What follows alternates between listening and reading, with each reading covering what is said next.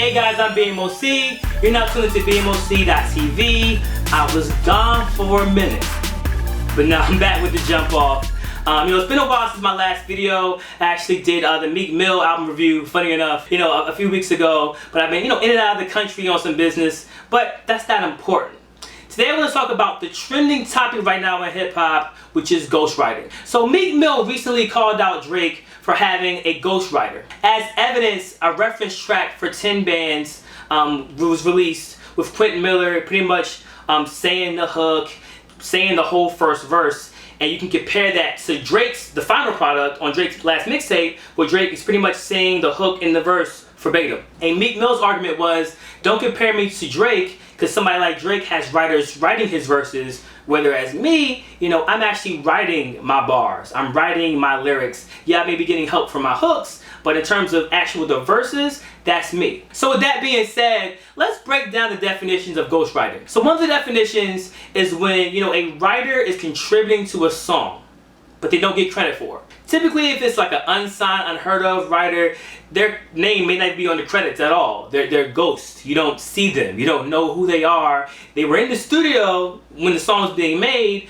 but for branding purposes, for the artist's image, for the label, whatever it is, that writer is not being said for having credit. Then there's another definition of ghostwriting when you actually pay somebody to write your rhymes that may be a big name. I've seen Jay-Z write for people. He wrote Still DRE for Dr. Dre, and you see S. Carter in the credits, but Dr. Dre's not going to be on a radio show and say, hey, Jay-Z wrote this for me. I'm sure if somebody asked him, he may say it, but it's not being promoted as that. It's being promoted as, this is Dr. Dre. It's in his words, it's in his lingo. It's just that Jay-Z wrote his verses. Now, in this case, it's interesting because, we heard the reference track from Quentin Miller. It's clearly a hook and a verse that he wrote for Drake, but Quentin Miller's name is in the credits. So even though he's unheard, he's still being credited as a contributor to the song. Now, here's where it gets touchy, because now you have the word being thrown around as far as collaboration. Like, he isn't a ghostwriter, he collaborated with Drake. They created this art together.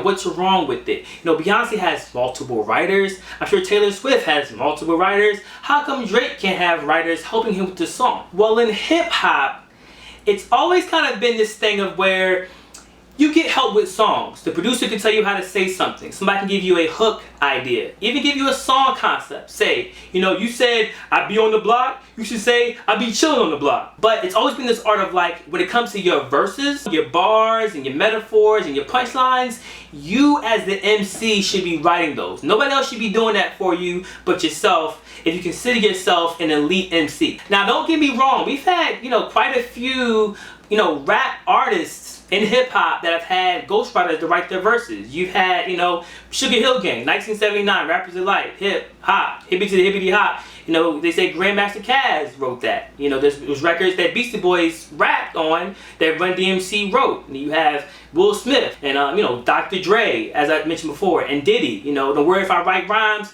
I write checks.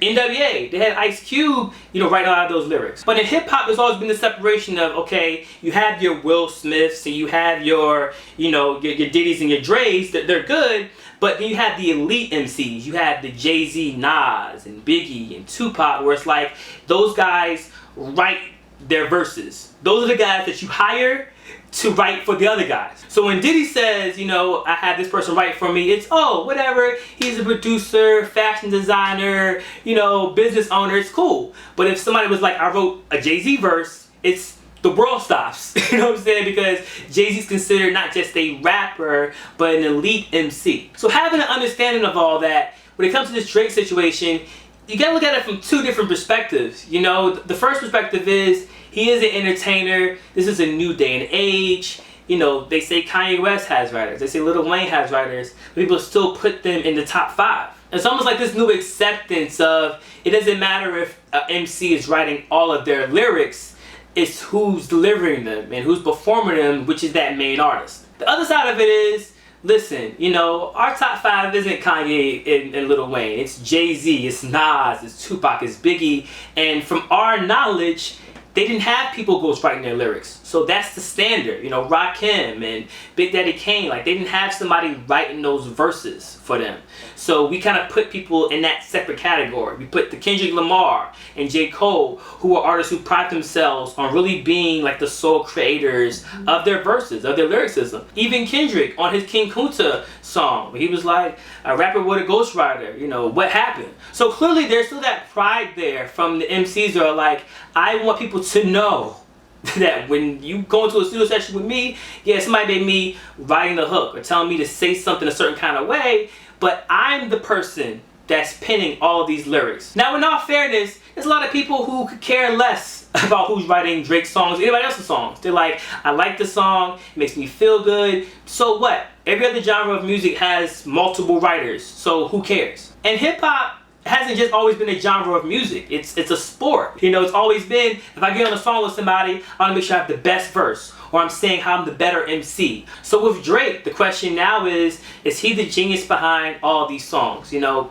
personally, I think he is. You know, Drake, regardless if he's writing one word or not, still has to rap the lyrics. But the props and the authenticity of the words may be up for question if he's not the main person writing the words. So I want to hear your thoughts about this. You know, tell me what you think. Don't just give me the standard, oh, Drake selling more records than Meek Mill, so obviously he's doing something right. Like, really give me your honest assessment of this in hip-hop and standards. Put it in the comments. So thank you guys again for tuning in. I post new videos typically every week at youtube.com/BMOCTV. Please subscribe, or BMOC.TV. Also, make sure you join our new Facebook group, facebook.com/groups/BMOCTV. I'm BMOC.